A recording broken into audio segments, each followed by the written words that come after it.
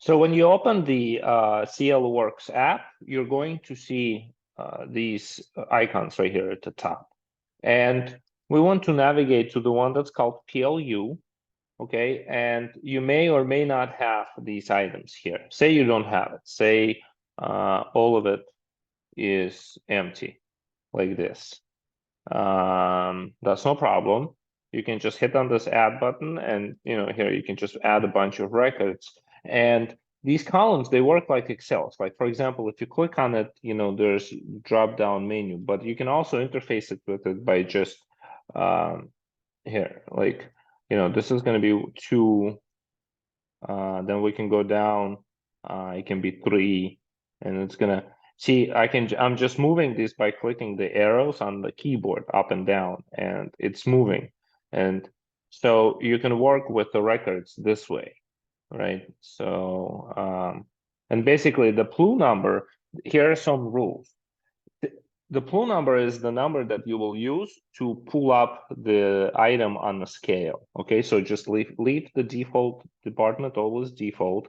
The PLU number is the number that you're going to use to pull up the item on the scale. You can make it sequential. You can put, some logic, like, for example, 100 is for meats, 200 is for cheese, and so on. Entirely up to you. But here is something that you should follow. There is this other field, it's called item code. And you want to make item code exactly identical to your PLU number. So if you're making PLU number 1, then make item code number 1. If you're making PLU number 2, make item code number 2, and so on, and always make it the same. Doing so will make the barcode look a certain way, which is going to help visually because it will show inside the barcode your PLU numbering system, which in case you can't scan a barcode, you'd always know by just looking at it what it is. And the name is the product code. So salami, cheese, steak, and you have two names, right? So name 1, Italian, cheese, Danish, whatever. So you get the idea. So you have 2 lines of text. Don't worry about the group. Don't worry about the origin.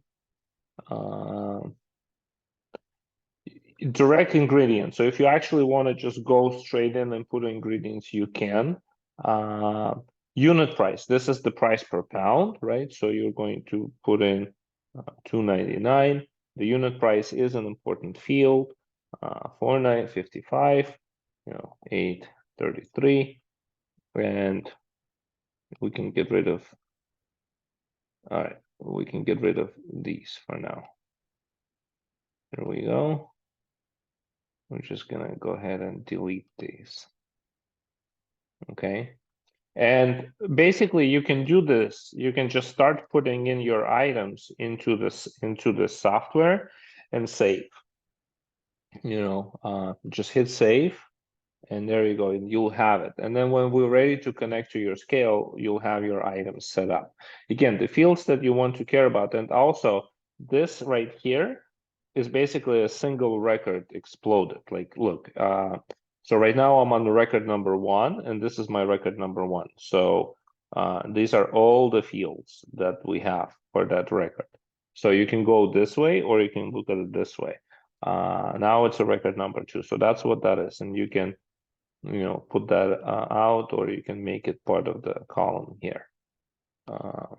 Okay. And these fields are sell by date, right? So if you put 4 in here, it'll just take today's days and add 4, and that'll be the sell by date. Tare value, that's, if you want to reduce the weight of the container from the weight, you can put that in here. Really, all the other things are not so much required, but optional if you need them. And that's how you put in the record. So I think this would be a good starting point. Just go into PLU and add your records and keep saving it so that we have it. And then we'll deal with the scale. We'll connect to the scale through this interface here. And I'll show you how to import how to import your items, the ones that you will be creating, into your scale. All right, thank you.